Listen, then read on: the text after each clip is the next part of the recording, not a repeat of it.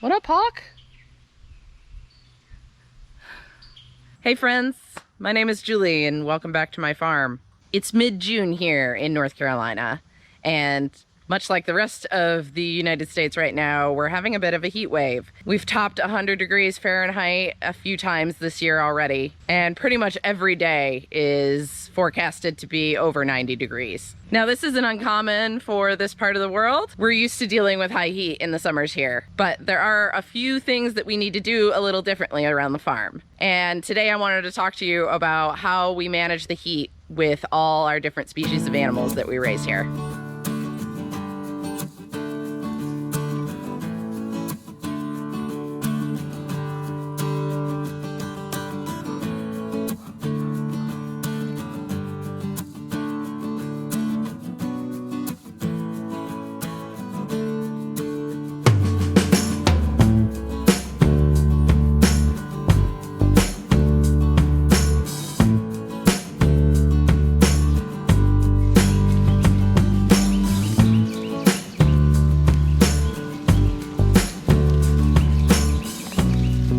Now, the high heat is nothing to panic about. Most animals can handle it just fine. Actually, in most cases, better than we humans can, if you provide them with the tools to do so. And shade and water are your best friends in this case. They're your best tools to combat any kind of heat stress in your animals. Now, on a regular basis, we do chores twice a day, early in the morning and then again in the evening. But when the temperature gets over 90 degrees, I start checking the animals a lot more frequently, especially the pigs. Pigs, for example, do not sweat, so they need to dissipate heat through respiration, through breathing or panting, or through their skin. And the best way to do that is to get wet. So we make sure our pigs always have wallows. We have multiple wallows, enough space that every pig in this group can have a spot in there and not fight over it. It's also best to have your wallows in the shade. Now, these can definitely get gross and they can be a breeding ground for mosquitoes, but they are really important to cooling your pigs down. Well, there's nothing I can do to prevent the pigs from drinking out of their wallows. What I can do is provide them with a clean water source. So we always have this barrel full of water. It's got a hose that goes right in there, so it's very easy to fill. I just turn on the spigot. And even though they can really only drink from this nipple here, you can see that they've managed to figure out how to make a wallow here. And that's really fine with me. I would rather they have more wallows available to them if they want them. I will even overflow this barrel on purpose to fill these up with a little more water. But that is a factor to consider when you're choosing the spot to put your waterer. Pigs have a tendency to get in their water and spill it. They don't really think about the consequences of not having any water left. So it's good to have multiple sources of water in a pig pen, but chances are if they spill one, they're gonna spill them all. So you really need to come out and refill those waterers a lot more often in the high heat.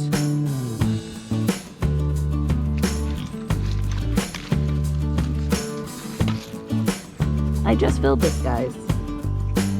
Did you spill it? I think you spilled it. Yeah. All right, I'll refill it.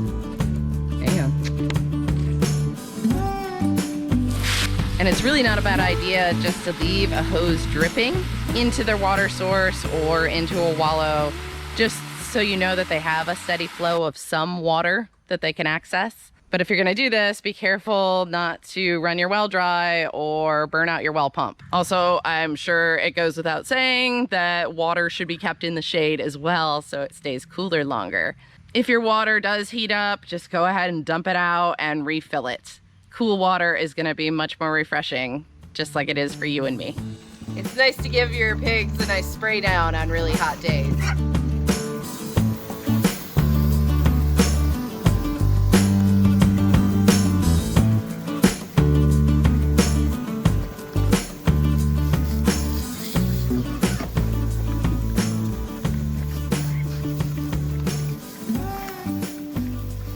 As you may know, we raise our pigs in the woods, and one of the primary reasons we do that is all the shade that these trees provide. While you can certainly mount shade cloths or tarps up on posts, or even build small lean-to shelters to offer more shade to your animals, I found that natural shade is always the best. And I really think that's because those areas stay cool longer, so that ground never has a chance to really heat up like areas that are exposed to the sun all day would.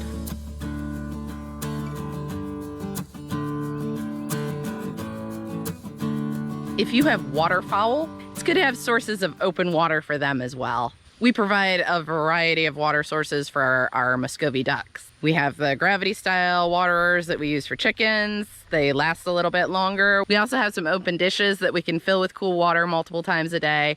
And then we have this pond that they can access anytime they want. It's not the greatest, but it does hold water pretty well if we get a decent rain.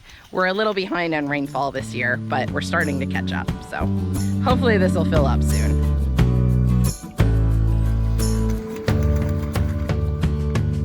As you're deciding where...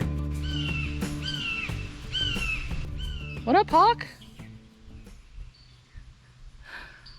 As you're deciding where to house your animals, or if you're a rotational grazer like I am, where to move them to on these really hot days, not only do you want to think about natural shade from trees or even from existing structures, you also want to think about the zones in your property. And even on a small piece of land, you're going to have areas that are a lot warmer and areas that are a lot cooler. And this is only going to become apparent to you if you get used to walking your land and making those observations. Do it at different times of the day, different times of the year. This is just a good practice anyway to know your terrain and your vegetation and what you have to work with on that property. Here on this farm, it's actually a pretty flat piece of property, but even with the little bit of curve to the land that we definitely have low-lying areas that stay very cool.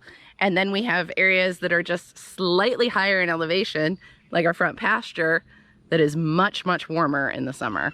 Even these small changes in degrees of temperature can make a big difference to your animals when they're trying to stay cool. When it comes to shade structures that you might build on your property, you want to think about a couple of things. What materials you use, such as metal versus wood, will affect how much heat they hold. Also, the color of your building. If you paint it white, it's going to stay cooler than if you paint it black, for example. But I think the number one thing you need to think about in these buildings is ventilation. This is one of the reasons that I prefer a lean-to style building than a closed-in barn to house my animals. As you can see, this is only closed in on 3 sides. And more importantly, at the top, we've left a large open area to allow that hot air that might collect under this metal roof to escape. And I just stepped from the blazing sun into just a little bit of shade in this building, and I can tell you it's about 10 degrees cooler in here. And I can actually feel a soft breeze pulling across my head here. So I know that this ventilation is working.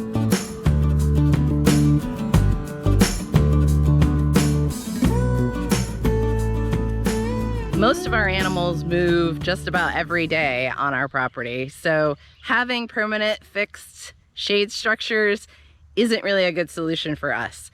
And as you can see, we have wide open pasture areas that are just great for grazing sheep. They make it really easy to move these fences around, but there's no shade anywhere. And we have tried a lot of different mobile solutions for both the sheep and goats. The sheep have been much easier in this regard just because they're not as hard on structures as goats are. Goats like to climb on things and rub on them a lot more. Now the sheep will definitely rub on here. You can see that they've been rubbing all their shedding wool off on this cattle panel. But they're just not nearly as hard on structures. They're not nearly as likely to break a structure as a goat will. So this simple cattle panel, lumber, and canvas tarp solution has worked really well for us. It can be pulled by hand. It's pretty heavy though, so I usually pull it with the tractor or the UTV. And this provides shade for quite a few animals. I never really see all my animals in it at the same time. They kind of rotate in and out. They go out and graze, and then they spend some time in the shade to cool down when they need to. But it's really not enough space for as many sheep as I have this year. And I don't really want to be pulling a train of these things across my pasture. Like I said, we're moving them every day. So I've had to take advantage of what natural shade I can find for them. So luckily, the edge of our property is all surrounded by wooded areas. And this thin tree line here really lines our driveway. And sometimes we'll run the goats through here just to trim it back, take care of some of the poison ivy that's in there. It's also largely populated by pine trees, so that drops a lot of pine needles and that prevents the grass from growing in those areas. So it's not providing any extra grazing for my animals. What it is providing, as you can see, is a ton of shade, especially midday, the hottest part of the day right now. So on, say, a 70-degree Fahrenheit day, I wouldn't even really consider putting animals in this area. It wouldn't be worth the fencing space. But on a hot day, this is worth a lot. This is keeping most of my animals cool right now. You can see they definitely appreciate it. You don't see a lot of panting. Nobody's really stressed. And speaking of stress, that's something you definitely want to avoid causing your animals during these high heat periods. So you don't want to do any of your handling, your hoof trimming or deworming or shearing, really in the heat of the day. If you have to do those during this time of year, you want to do it early in the morning and late at night. And that actually applies to feeding as well.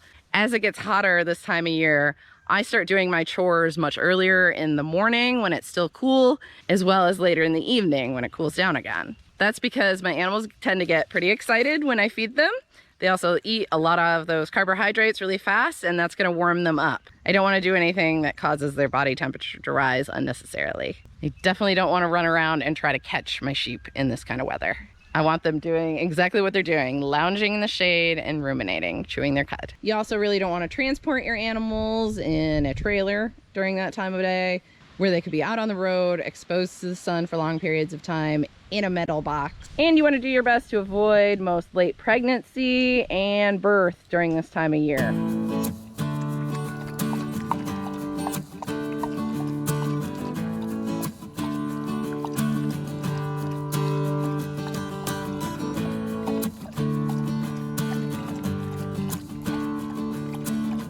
Now, if you live in an area where you know you're going to reach those extreme high temperatures, then you should choose the types and the breeds of animals with that in mind. In a previous video, I talked to you about our Catahoula leopard dogs that we have on the farm here. And one of the biggest reasons I chose that breed as my working farm dog was because they're so heat tolerant.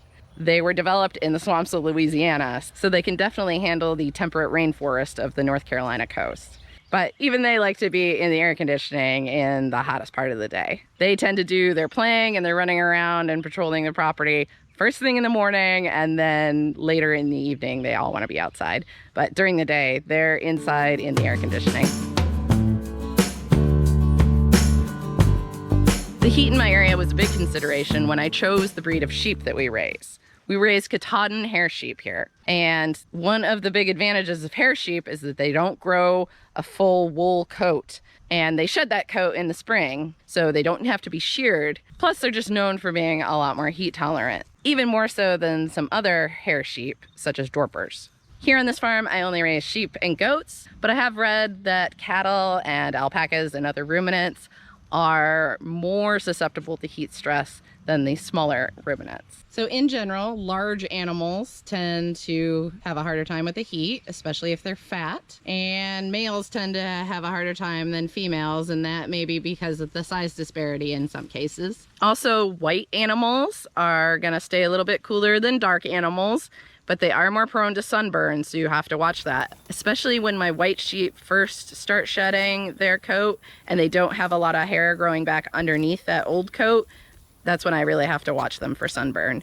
Younger animals also tend to struggle more with the heat. This is probably due to their slightly higher regular body temperature, as well as their faster metabolism, which is just going to generate more heat. While sheep don't have huge water needs, they do need to be provided with cool, fresh water at all times, especially on a high heat day. Now, I like these shallow troughs. I want there to be enough water for them to get through several hours without me having to be out here too often to refill it. But we breed our sheep here, so I know I'm gonna have a lot of lambs. And if you're gonna have lambs or any kind of small animal, you need a water that is low enough to the ground that they can reach in and access the water. So I really don't want my water to get any lower than this, just so I make sure that a lamb can get it if they need it. And these simple management practices are not only to preserve the lives of your animals, it's also important for their productivity. I'm not raising these animals for fun, I'm raising them to sell for meat, for profit. This is how I make a living. So I want these animals eating, grazing as much as possible. If they're heat stressed, they're not going to go out and eat as much. Food consumption definitely goes down in most animals in high heat. So by providing them nice areas to cool off during the day, they're more likely to be able to go back out and graze when it cools down. During these periods of high temperature, you may also see a drop in reproduction. Male libido may be lower just because they are tired and hot and don't feel like chasing females around. And more importantly, you may see a drop in the animal's immunity. Cases of pneumonia may pop up unexpectedly, and more likely is the chance that they will have a high parasite load. This time of year, parasites such as the dreaded barber pole worm, which causes the most deaths to sheep of any parasite, are much more prevalent during the summer, during the hot months, than they are during the winter. You really need to be checking those FOMACHA scores a lot more often on your small ruminants, and watching really closely for any sign of parasitic disease in your animals. I'm kind of breaking my own rule here because I just said that it's important not to stress your animals when it's hot, and apparently being in this chicken coop at a weird time of day is stressing out my chickens. They don't know why I'm here. But I did want to quickly show you the design of our chicken coop is really based on the fact that we live in a high heat zone. It's mostly cage wire, so there's just a ton of ventilation going through here. 3/4 of it is covered with a tarp. They do have a little bit of a sunny area, so like this chicken, if they choose to go out and get some sun, they definitely can. But most of it is shaded, and I feel a nice breeze coming through here. None of my chickens are panting, and they're not going through their water super fast. So I know that they're not stressed out. And it's about 95 degrees right now. So this coop's working just how it should. Just like the other animals, I'm gonna check their water more than just the twice a day that I normally do. I'll come out midday and make sure that it's cool, that it's still in the shady part of the coop, because the sun does shift throughout the day. And on really hot days, I may stick some ice cubes in there, and they'll peck at those. They'll have fun with those.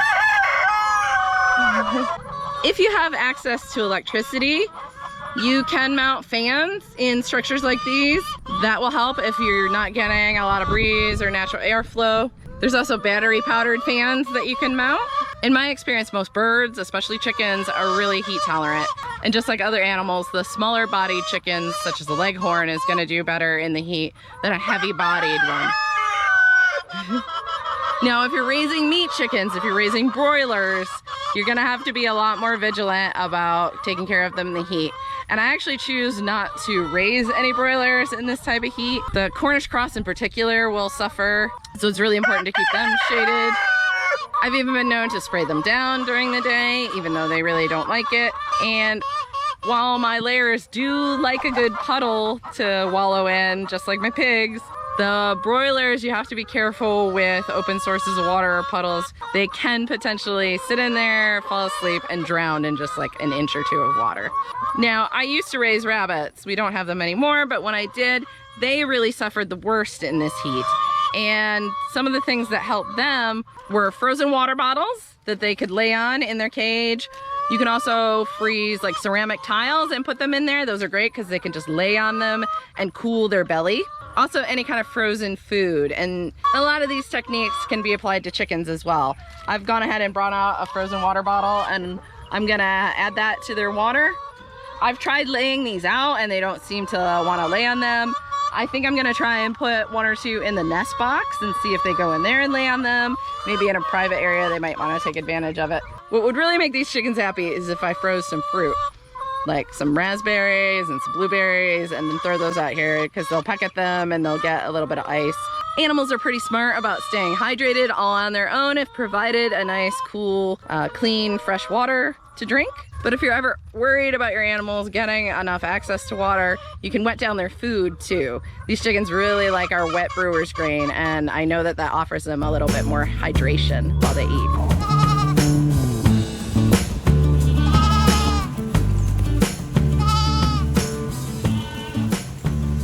When it comes to heat tolerance, I found that goats are the superstars of the farm. These crazies are out here laying in direct sun by choice.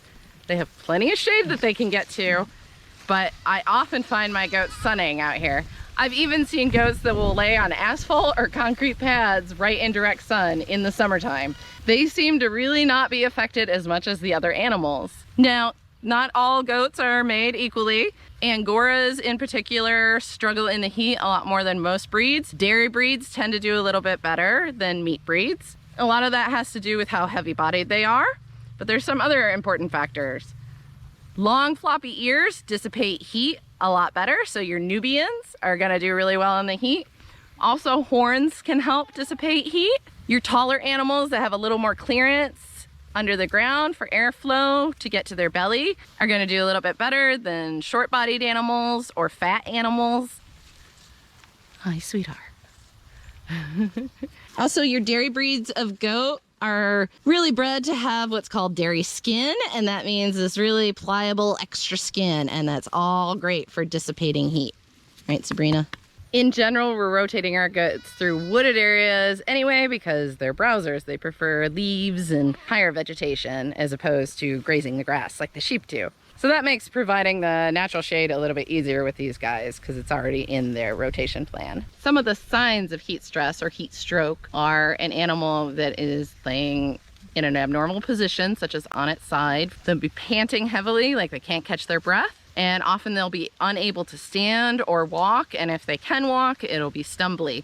They'll often act confused and just very weak. So that animal is not really able to get itself to shade anymore or to find the water on its own. It's not thinking clearly. So you need to get that animal to an isolated area where it can't hurt itself and it can't get into the sun anymore. So it needs to be a cool, shady area. Some air conditioning would be great, but you don't want to cool that animal down too fast. So I've moved them to the shade first and then gradually into the air conditioning, especially if you keep your house really cold. A light fan on them would definitely help at first. If you do cool them down too quickly, you have a chance of causing shock. You can actually cause a heart attack or their heart to stop, and they could stop breathing. You definitely want to take it slow. And then you want them to definitely be consuming water and water with electrolytes. I tend to alternate the two when I'm drenching it to them, and you want them to take that in small amounts. If they'll drink that on their own by putting a bucket right under their face, that's even better. Now, if you're worried an animal is getting heat stressed, you can spray them down. Goats really don't like being wet. They may tolerate it if they're really struggling in the heat though. What I've done in the past is just to apply some cool water to those areas where they do dissipate the heat. So to their ears, top of their head, under their belly by their udder, and between their legs. You can actually apply some rubbing alcohol to those areas as well, and that will really help dissipate that heat faster. I'll also mix up some electrolytes that you can get pretty much from any feed store. You can add that to their water. You can also drench it to them in a syringe. My girls really like to just drink it out of a cup if I offer it to them. And just like you or me, a nice Gatorade on a hot day really helps you to cool down and recover. Same thing with goats. And in any instance where an animal is really stressed, injectable B vitamins can really help them recover faster as well. In really severe cases of dehydration, you may want to involve a vet, or if you're capable, provide the animal with some IV or sub-Q fluids. And then that animal is just going to have to be managed. We recently had a case of heat stress or heat stroke in one of our sheep, and she was really touch and go for about 2 weeks. She basically acted like she fried her brain. She didn't seem to have much awareness of what was happening to her, where she was, where her food and water was. So unless I really stuck those in front of her face, she wouldn't have eaten, she wouldn't have drank, and if she had been left out in the field much longer, she probably would not have survived. But it's been about a month since then. We've had her rejoin the flock, and she's actually doing great. So there's definitely hope if you do find an animal in distress. Also, at least in our part of the world, during this time of year, you need to be a little more vigilant about snake bites. I've already had 2 sheep and 1 goat bit by a snake this year. I had one of my dogs bit 3 times last year, so definitely be careful and watchful of that. Most animals do just fine after a snake bite, but you do need to treat it, so it's best to involve a vet in those situations.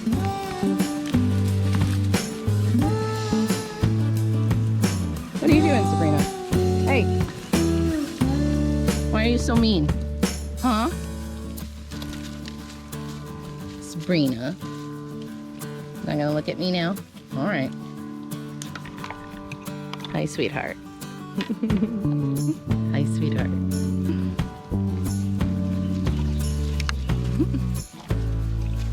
Hi, my babies. So that's it for today, guys. Be careful out there and don't forget to take care of yourself as well. I should really be wearing a hat. I should have sunscreen on. I'm not doing either of those things. I am drinking a lot of water and I'm about to go back and join my dogs in the air conditioning. If you'd like to see the video where I talk all about our farm dogs, you can check it out right here. Thanks for watching, guys, and we'll see you next time.